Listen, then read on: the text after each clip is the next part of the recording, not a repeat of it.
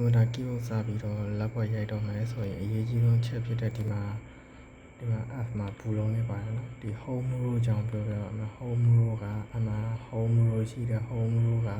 F နဲ့ပထမဆုံးဒီ F ပူလုံးလေးမှာဒီမှာပူလုံးလေးတစ်ခုပါတယ်ပြီးရင် J မှာပူလုံးလေးတစ်ခုပါတယ်အဲ့ဒီနှစ်ခုမှာဒီမှာလက်ညိုးကအမှဒီလိုလက်တန်းလာတာ A ပြီးရင် S D F ဆိုပြီးအဲ့လိုတည်ရမှာဖြစ်ပါတယ် home row မှာအဲ့လိုတည်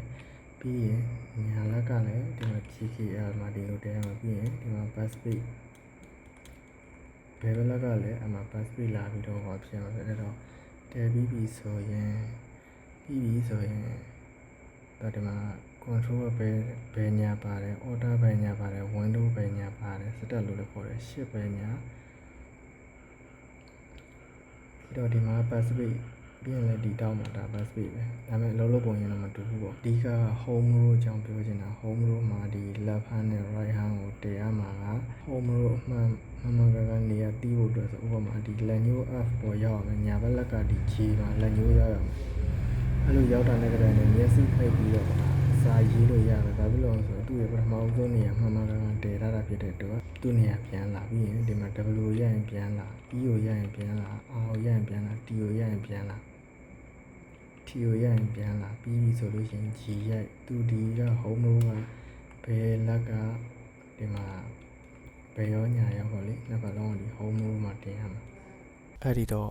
ဘယ်လက်ကဒီ home row မှာတင်မှာ home row ကဘာလဲဆိုတော့ဒီမှာအဆောင်လေးပြထားတယ်ဥပမာဆိုရင်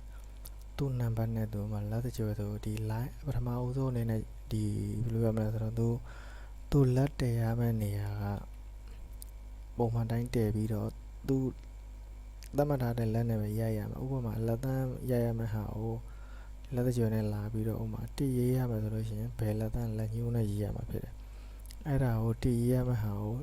လက်ခလက်နဲ့သွားရေးပြီးဆိုရင်အဲ့ဒါမှားတယ်လို့ပြောလို့ရတာပေါ့တကယ်တမ်းဆိုတော့စာဘယ်လိုပြောရမလဲဒီရေးပေါ့ဘယ်လိုဖြစ်ဖြစ်ရေးဆိုရင်တော့ရေးလို့ရတာပေါ့ဒါပေမဲ့အဲ့လိုမဟုတ်သူနီးစနစ်ကြနဲ့မှန်ကန်ရေးလို့ရှိရင်ကြားလာရင်ဘာဖြစ်လဲဆိုတော့ညံလာတယ်ညံတယ်လက်ကသူ့နေရာနဲ့သူတည်သွားမဟုတ်ရင်ကို